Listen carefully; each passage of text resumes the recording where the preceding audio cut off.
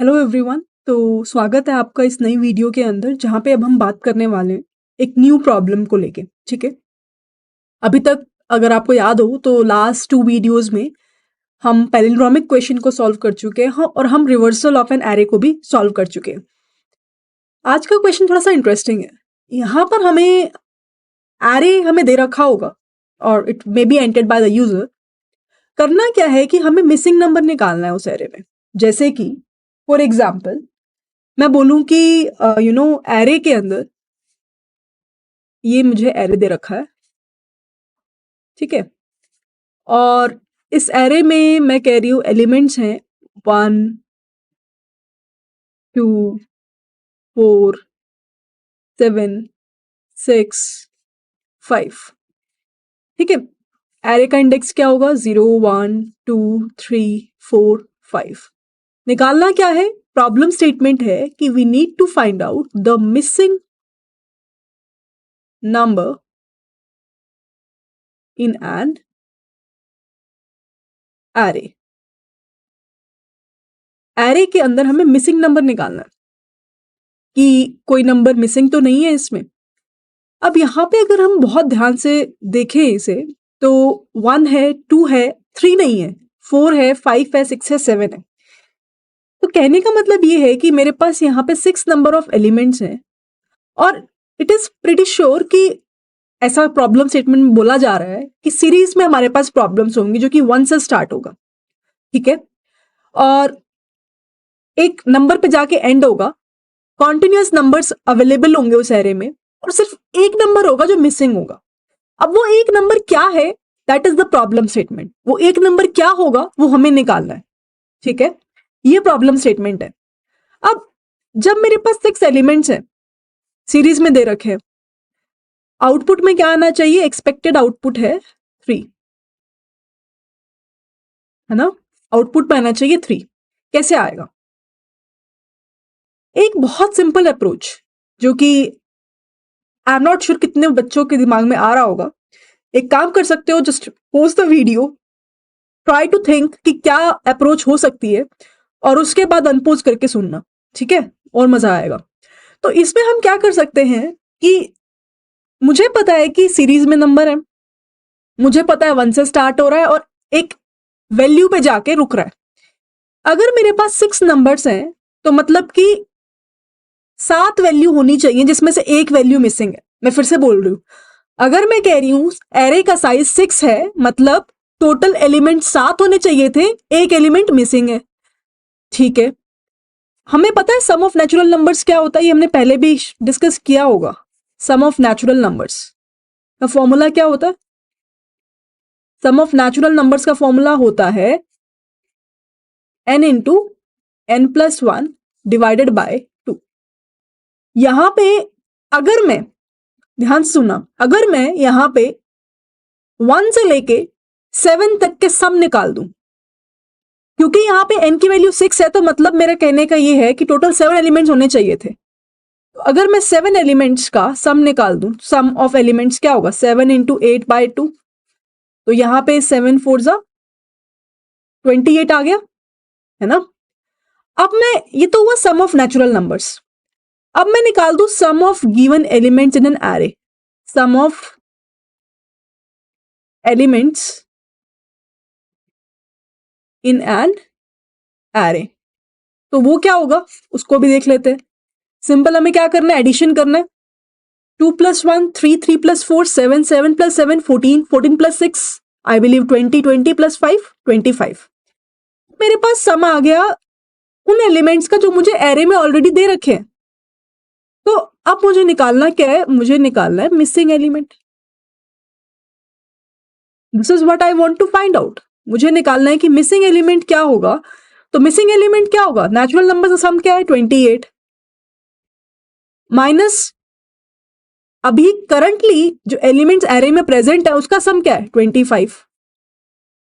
25, तो वैल्यू क्या आ गई? 3। और यही तो हमारा मिसिंग एलिमेंट है, 3 ही तो मिसिंग है इस एरे के अंदर और यही हमें मिल गया। तो इस तरह से हम किसी भी एरे के अंदर मिसिंग एलिमेंट्स को फाइंड आउट कर सकते हैं। समझ में आता है? काफी सिंपल है, राइट? अब यहाँ पे एक चीज ध्यान रखनी है कि एरे में n तो क्या हुआ, यहाँ पे तो चलो मैंने 7 ले लिया।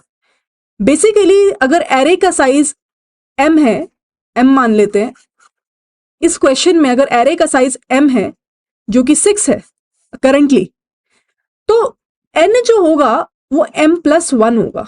सब एग्री करते हैं इस बात से? ऐसा क्यों बोल रही हूं मैंने इनिशियली बोल दिया था एलिमेंट्स 6 हैं, पर इन टोटल 7 एलिमेंट्स का सम हमें निकालना है, क्योंकि एक एलिमेंट तो मिसिंग है ना, उसको तो ऐड करना ही पड़ेगा। तो यहां पे n जो है वो रेफर कर रहा है m+1 को। या तो ऐसा कर लो, या फिर n की जगह हर जगह n+1 डाल दो, फॉर्मूला थोड़ा सा बदल जाएगा। n की जगह n+1 डाल दो, n+1 n+2 डिवाइडेड बाय 2। या तो इस तरह से कर लो, या फिर इस तरीके से वैल्यू इनिशियलाइज करके कर लो, बट लॉजिक पता होना चाहिए। This is the standard formula, this is the, I would say, standard formula. ये अपना क्या है, स्टैंडर्ड फॉर्मूला है। अब इसको मैं मैनिपुलेट कर रही हूं according to our given question. This is the standard mathematical formula, है ना? ये तो हमें पता ही है, पर उसको हमने मॉडिफाई कर लिया। मैथमेटिकल फॉर्मूला मॉडिफाई करके क्या बना दिया ये। उसका रीजन क्या है? क्योंकि n तो साइज हो गया ना, मुझे तो +1 करना है, क्योंकि मिसिंग एलिमेंट्स को भी मैं लेके चल रही हूं। ठीक है, अब इस पर्टिकुलर अप्रोच को हम क्या करते हैं, एक बार इंप्लीमेंट करके देख लेते हैं। Okay, so let me go back, go back, एक और फाइल क्रिएट कर लेती हूँ यहाँ पे मैं, मिसिंग के नाम से .java। ठीक है, मेक सेंस? तो ये हमारे पास क्लास बन जाती है मिसिंग। अब यहाँ पे सबसे पहले मैं डिफाइन कर देती हूँ main method, public static void main. ये सब तो अब मुझे लगता है सब लोग यूज हो गए होंगे। अब हमें करना क्या है यहाँ पे, बेसिकली सबसे पहले हम एक एरे को इनिशियलाइज कर देते हैं, इंट एर। ठीक है, 1 2 4 7 6 एंड देन 5। एरे इनिशियलाइज करने के बाद नेक्स्ट काम हमें करना है to get the length of the array element, which is air.length। उसके बाद अब यहां पे हमें क्या करना है, हमें निकालना है सम ऑफ नेचुरल नंबर, जो कि क्या होगा, n+1 multiply with n+2 divided by 2। तो ये हमारे पास क्या हो गया, सम ऑफ नेचुरल नंबर्स हो गया। अब मुझे क्या करना है, सब निकालना है करंट एरे एलिमेंट्स का। तो मैं क्या करूंगी, एक फोर लूप लगाऊंगी। फोर लूप के अंदर इन i = 0, i n, i++, और यहां पे मैं क्या कहूंगी, sum plus is equal to arr of i। तो इससे क्या होगा, इससे हमारे पास we will be able to get the sum of current elements present in an array. Array के अंदर जो एलिमेंट्स है उसको सम आ जाएगा।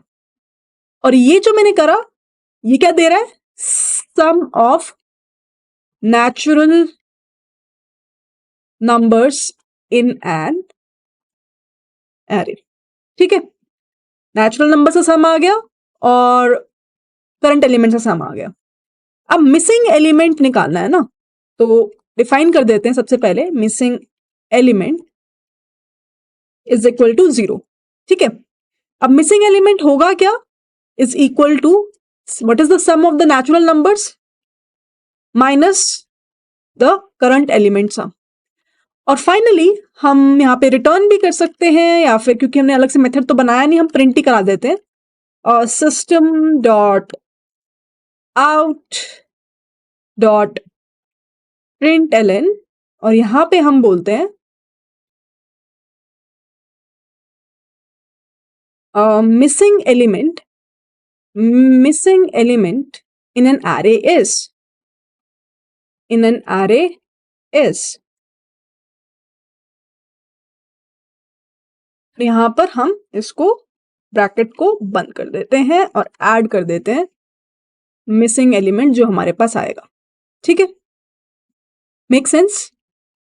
Try to run this code. Run Java. क्या आया? 3. एक और चेक करें. 4 हटा देते हैं, 3 रख देते हैं, फिर से चेक करते हैं. अब 4 आना चाहिए. Let's see. मिसिंग एलिमेंट क्या आया? 4. तो इस तरह से हम कोई भी एरे अगर मैं प्रोवाइड कराए यूजर, तो हम बता सकते हैं और हमारा कोड बता सकता है कि कौन सा एलिमेंट मिसिंग होगा. राइट? अब यहां पर अगर मैं बात करूं कि इस कोड में टाइम कॉम्प्लेक्सिटी क्या होगी, तो दिखने में सीधा सीधा दिख रहा है ये कांस्टेंट टास्क है. सम ऑफ नेचुरल नंबर्स निकालना तो कांस्टेंट टास्क है, क्योंकि हम डायरेक्टली एक फॉर्मूला ही तो अप्लाई कर रहे हैं. हाँ, करंट एलिमेंट्स का सम निकालने के लिए मैं एक लूप लगा रही हूं, तो इसीलिए यहां पे टाइम कॉम्प्लेक्सिटी क्या हो गई? लीनियर. और फिर हम सब्ट्रैक्शन करके प्रिंट कर रहे हैं अगेन अ कांस्टेंट टास्क. तो कहने का मतलब सिंपल सा ये है कि इस कोड में अगर बात की जाए टाइम कॉम्प्लेक्सिटी की, तो क्या होगी पूरे कोड की? बिग ऑफ एन, है ना, क्योंकि वन टाइम लूप लग रहा है. अगर मैं बात करूं कि स्पेस कॉम्प्लेक्सिटी क्या होगी, स्पेस कॉम्प्लेक्सिटी क्या होगी, तो उस केस में क्या मैं कह सकती हूं वो कांस्टेंट होने वाली है? कहना इसे, क्योंकि मैं कोई एक्स्ट्रा स्पेस तो यूज कर ही नहीं रही, मैं तो वेरिएबल से यूज कर रही हूं ना. I am not using any extra array और समथिंग लाइक दैट. तो इस वजह से स्पेस कॉम्प्लेक्सिटी क्या हो जाएगी? Big of 1. अब एक असाइनमेंट प्रॉब्लम है इस पर्टिकुलर सेशन की आपके पास, जो खुद आपको जाके रिसर्च करना है. मैं एक प्रॉब्लम बताती हूँ यहाँ पे क्या हो सकती है. बहुत बढ़िया है, बहुत बेस्ट अप्रोच है और सब कुछ बेस्ट है.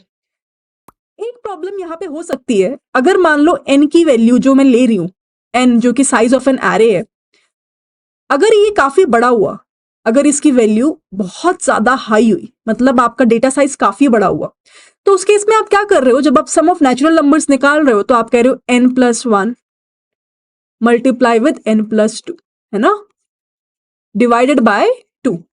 इस तरह से हम वैल्यू रख रहे हैं अपने कोड में to calculate the sum of natural numbers. बिल्कुल ठीक. अब ये जो वेरिएबल आपने लिया वो कौन से टाइप का है? इंट टाइप का. इंट टाइप में एक पर्टिकुलर रेंज है, जिस रेंज तक वो वैल्यू को स्टोर कर सकता है. अगर n की वैल्यू बहुत हाई हुई, तो हो सकता है कि इसका मल्टीप्लीकेशन भी काफी बड़ा हो सकता है कि जो वैल्यू फाइनली आए वो काफी बड़ी वैल्यू आए, जो कि आउट ऑफ रेंज चले जाए. तो वहां पे एक प्रॉब्लम आती है ओवरफ्लो की. ठीक है, वहां पे एक प्रॉब्लम से आप सफर कर सकते हो, that is something which I am saying as overflow. तो उस प्रॉब्लम को रिजॉल्व करने के लिए हम क्या कर सकते हैं? अप्रोच तो बेस्ट है, बट अगर इस तरीके की प्रॉब्लम आ जाती है, ऑल्दो लेसन प्लान में इसकी एक्सप्लेनेशन दी हुई है, बट मैं चाहती हूं कि उससे पहले आप अपनी रिसर्च करो. और ये मैं नहीं बता रही, थोड़ा सा IQ लेवल शार्प करने की जरूरत है यहाँ पे, कि मैं क्या चीज मॉडिफाई करूं उसी सेम अप्रोच में कि ये प्रॉब्लम मेरे को आए ही ना, ये प्रॉब्लम मेरे को आए ही ना, और उसके बाद वेरीफाई करना लेसन प्लान में क्या दे रखा है. ठीक है, इसी के साथ ही हम इस वीडियो को एंड करते हैं. इस वीडियो में स्पेसिफिकली हमने बात करी कि किसी भी एरे में अगर मिसिंग नंबर है तो हम उसको किस तरीके से निकाल सकते हैं. उसी का हमने इम्प्लीमेंटेशन भी किया, अप्रोच भी देखा, और टाइम और स्पेस कॉम्प्लेक्सिटी के बारे में भी काफी अच्छा खासा डिस्कशन किया. तो इसी के साथ ही मैं एंड करती हूँ इस वीडियो को. मिलते हैं अगले वीडियो में, जहां पे हम दूसरे क्वेश्चंस को लेके 1D एरे में डिस्कशन करने वाले हैं. Bye bye everyone.